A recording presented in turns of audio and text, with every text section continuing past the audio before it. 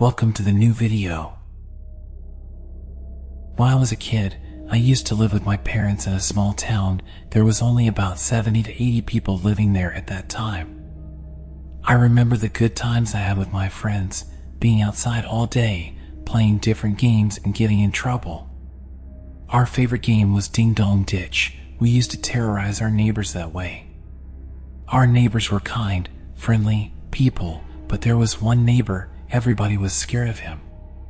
He was mentally ill, and our parents warned us not to mess with him and to stay away from his house. His name was Martin, and he was about 35 years old at that time. Martin was really creepy. He used to get up from his house in the middle of the night and sneak into people's backyards and just look through windows and make creepy noises. One time he came to my house and my dad caught him and ran out of the house to confront him, but he didn't catch him. The next day my dad went to his house and said to him that he comes near my house again that he would kill him. After that, every time Martin saw me outside, he would smile at me in a creepy way, and I remember being terrified of him. When I was 18 years old, I moved out of my parents' house and I started living alone. I found a job in the city as a security guard in a nightclub that was about 4H away from my parents' house, so I needed to move there. All my friends stayed in the city where we grew up. 5 years passed. Some of my friends that were older than me got married. Some of them got kids, including my best childhood friend Steven. One day I texted Steven that I will be in town because I got some time off due to an injury I got while working one night in the club. Some drunk guy hit me with a beer bottle and made a small cut on the back of my head, but it was nothing that bad that I couldn't work. I just used the situation to get some time off and go back and visit my parents and my friends. The next day I went to see my parents and spend some time with them. We had lunch together and I went to see Steven. He lived just a few houses from mine. When I got there, we grabbed some beers and went to his backyard to hang out. He seemed happy to see me, but something was wrong. I could see it in his eyes, so I asked him what's wrong. He said it was nothing special, but I made him tell me. His wife left him for some other guy and left him and his daughter. I couldn't believe what I was hearing. He never mentioned it when we spoke on the phone or texted, and we did that a lot. He said that it's not the only problem. He needs to go to a town that's 6H away from our town to a job interview because he lost his job here and that he needed to move there if he gets a job there. He said that he has something to ask me but was embarrassed. I told him to ask me and that I would do everything for him. He asked me to babysit his daughter Emma for 2 days while he was away because he can't bring her with him. I said no problem, and then we continued drinking beer and having fun. Steven told me to come to his house tomorrow at 7 a.m. The next morning I came to his house. Steven was waiting for me in front of his house with Emma. I said hello to Emma and Steven explained to her that I would be babysitting her for the next 2 days while he was out of town. She seemed really happy about that. I could see that Steven was worried, but I assured him that everything was going to be all right. He kissed Emma and then went. That day the weather was beautiful. First we went to the park, then we went to my parents' house for lunch. It was getting dark, so I told Emma that it's time to go home. On our way home I was holding Emma's hand and I was looking at my phone texting Steven about our day. I was talking to Emma and I was still looking at my phone when I felt Emma squeeze my hand harder and stop talking, so I looked up. I saw Martin. I haven't seen him for years. He looked really old now, but I still had that creepy look in his eyes. I could see that Emma was scared of him, so I picked her up.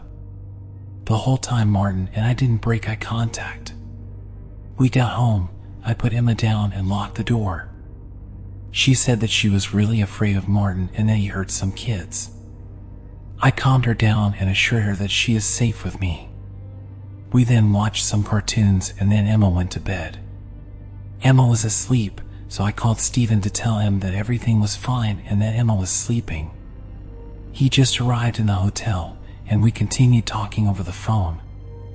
After about 10 minutes of talking I asked Steven, are the kids still afraid of Martin, and he said yes. He also told me some strange things were happening in our town, so I asked what things. He said that 4 kids were missing and that he doesn't trust anyone anymore except me. I was really shocked to hear that. We continued talking for 5 minutes more, and then he said he needs to go to sleep and that he will check on me and Emma in the morning. After our conversation, I went on the internet and I started to search news articles about the missing kids Stephen told me about. It was true, 4 kids were missing, 1 boy and 3 girls. They were missing for over a month. Eventually, I fell asleep on the living room couch. It was 2 a.m. and I was woken up because I heard someone walking around the house and some clicking noise at the door. I went to the door and the clicking noise stopped. I looked through the window, but I couldn't see anyone. Then I checked all the windows and there was no one outside. Then I went to check on Emma. She was sleeping. I went back to the living room and something caught my eye. I saw a shadow outside. I opened the front door and stepped outside. Someone was standing behind a tree in front of the house. I got closer to see who it was, and it was Martin. I got furious and told him to foo *K off, and if I see him again I will kill him with my bare hands. He just looked at me and smiled and then started to walk towards his house. I got back inside and went into the bathroom to take a shower and calm myself down. I was in the shower for maybe 20 minutes when I heard glass breaking. I quickly went outside the bathroom and I could see broken glass on the floor and Martin. He was trying to get inside the house. I started running towards him to kick his ass when I saw he has a knife. I grabbed his hand immediately and tried to take his knife from him. He tried to stab me a couple of times, but he didn't. He just cut my hands a little. After about 2 minutes of wrestling and punching him, he let go of the knife and I got on top of him and started to punch him in the face. Then I heard Emma screaming. I looked up. She was standing in front of me looking at me while I was punching Martin. I told her to go to the bathroom and lock the door. That when I felt the worst pain in my life. Martin grabbed the knife somehow and stabbed me in the leg. He pushed me away and started running towards Emma. She was still screaming. I managed to grab him by the leg when he got up, and he fell face forward on the ground. I got on his back, grabbed his hair, and started banging his head on the floor. After the second blow, he was unconscious. I quickly grabbed Emma and my phone and locked us in the bathroom. I was bleeding really bad, so I put a towel around my leg and tied it tight. I called the police and explained everything to them. The police came 20 minutes later with 6 patrol cars. I went outside when I heard the sirens. Martin was gone. The police officer called an ambulance because I didn't mention I was hurt, and we stayed with him while the others searched Stephen's house. 5 minutes later, I heard something going on inside the house and I heard a gunshot. The police officers that were in the house came out with Martin. He was in handcuffs and he was looking at the ground. When I saw him, I fell unconscious. I woke up in the hospital the next day. Emma, Stephen, my mom and dad were in the room with me.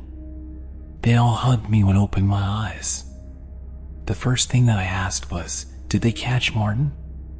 Then my mom looked at Emma and asked her if she could show her some toys in the hall. The 2 of them left the room. My dad told me that Martin was in jail and that the police went to his house. They found the missing kids and that they found evidence linking Martin to several murders that have taken place in surrounding cities in recent years. Martin confessed everything.